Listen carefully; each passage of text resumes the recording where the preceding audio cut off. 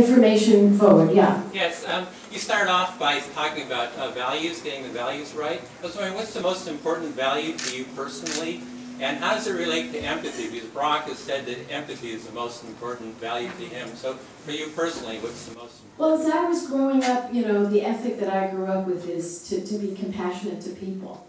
And I mean, my mother taught me that at a very early age.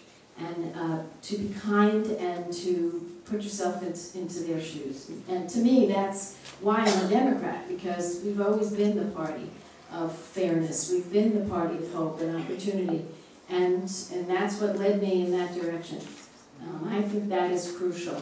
And that's why when we see what is happening to working people, not Joe the plumber, who is really Sam the non-plumber, but you know, when we see what's happening to people and the callousness, you know, of a John McCain, which comes right across, you know why it's time that we need someone like Barack, who is doing the right thing, and also that will mean, I think, prosperity for our nation, because when we do reach out and everybody feels they're treated fairly and everybody feels they have a chance, it just makes us such a better country. And you know, I think Bill Clinton, how many of you saw Bill Clinton? I thought it was just terrific. When he put families first, and he had a tax code that was fair to the middle class, and those in the upper incomes paid a little more, even though that's what was going on, there were more millionaires and billionaires created in that particular time when the middle class was doing better. So it's a question of fairness, you know, has rewards for everybody, and justice. Yes, sir. I know that we live in a bubble here in Northern California, in California at all. But I just don't really understand why it's even close. I mean, the man is such an incredible guy, and as you said, McCain just comes right through, and then there's Sarah Palin. I don't understand. What is it about the country? You know, maybe I'm old-fashioned, but I want a vice president who thinks, not one who winks.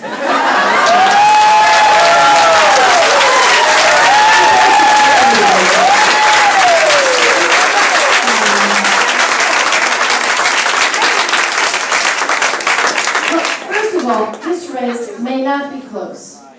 We don't know if it's close. If you look at the Electoral College, you know, it may not be close. So I don't want to say it's going to be close or why it should be this close. How could anyone be undecided at this point? It's hard to imagine.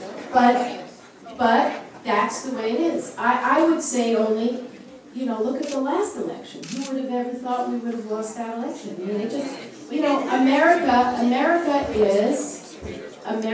is split in many ways. And I don't want you to say we live in a bubble. We work at making that bubble, and it's a good bubble.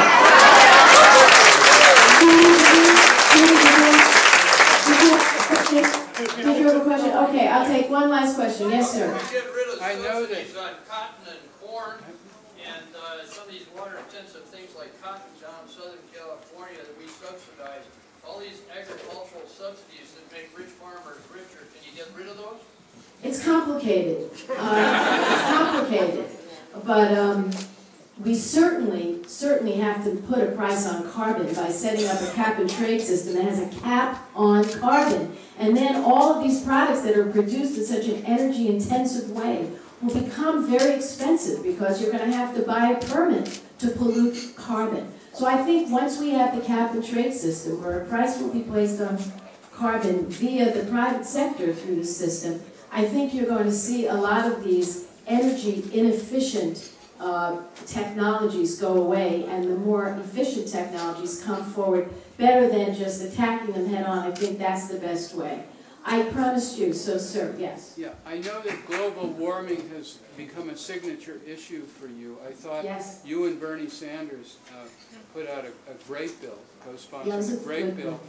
My question is this: suppose we get close to 60 in the Senate, but we don't quite get there. Do you think you can get some form of that bill passed? You and Bernie and Barack working together? Did you guys hear the question? The question is, do I think if we get close to 60, will we be able to get a good global warming bill through the Senate? I'm very optimistic, because if we get close to 60, I think, we'll lose a couple on our side. Let's face it. It becomes a regional battle, this whole global warming fight. But we will pick up some on the other side. And remember, if things work out the way we want, and President Obama is there, he is going to want to move forward. And here's the leverage we have. And this is sort of interesting. The Environmental Protection Agency has the power to do a lot of command and control regarding carbon, because the Supreme Court, in an amazing decision, 5-4, good Lord, said that the Clean Air Act covers carbon, and that the administration, this one, that never did anything, and everything they did was negative, had the obligation to step up and control carbon. Now, if the EPA does this, it's pretty heavy-handed, the things that they will do. And so I think the leverage Barack will have, and knocking on wood, taking nothing for granted, but feeling good, the leverage he has is his EPA will be required to take some very strong approaches. See, a lot of people don't know this because the court has essentially ordered them to do it. So that's leverage, and a lot of our folks that live in some of these areas that don't want to do this are going to realize that if we don't do it in a way that gives them some incentives, which we will do to find clean technologies, and it will be good, and funds for energy efficiency and so on, the EPA may have to take some steps that they won't like very much. So I do think it will be a new day. Now the difference between Barack and McCain can't be overstated, because I can tell you, having worked with both of them, McCain talks a good game on global warming, but he only does it for one reason. He loves nuclear power. That's it. And he wants to build dozens and dozens and hundreds of nuclear power plants before we really know the safe way to dispose of the waste. Barack's position is far more nuanced. He says nuclear will have to be part of it, but we also have to solve the waste problem. So in my view, if McCain is president, you'll have nuclear power and that's it. You won't have the array of power that Barack envisions, which is a very, very broad mix, while we find a solution to the waste. And I think that's a very interesting distinction. So you should keep that in mind. This isn't something you're going to talk that much to voters. It's deep information. But I think it's important for you to know.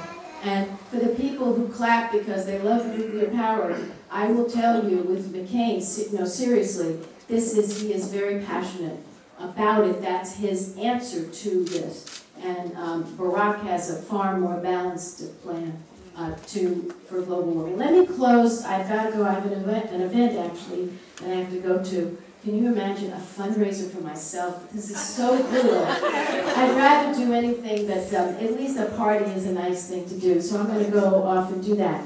But I just want to say, we can't let up for 1 second, as Barack says, not for a moment, not for a heartbeat, because it means nothing until those votes are cast. And again, on these phone calls, really encourage the people. Now find out if there's early voting in Mexico. I don't know if there is. Yeah, there is. That's what we're telling All right, so you have the message. You're way ahead of me. Listen, so I'll just finish up by saying it's great to see all of you, my friends that I grew up in politics with. Sue and I are really happy to be here. And we'll meet again soon. And victory!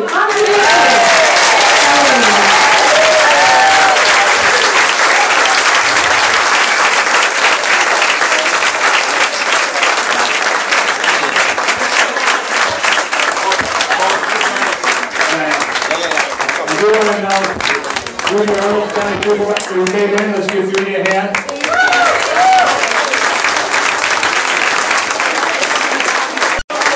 And the senator is waiting to make her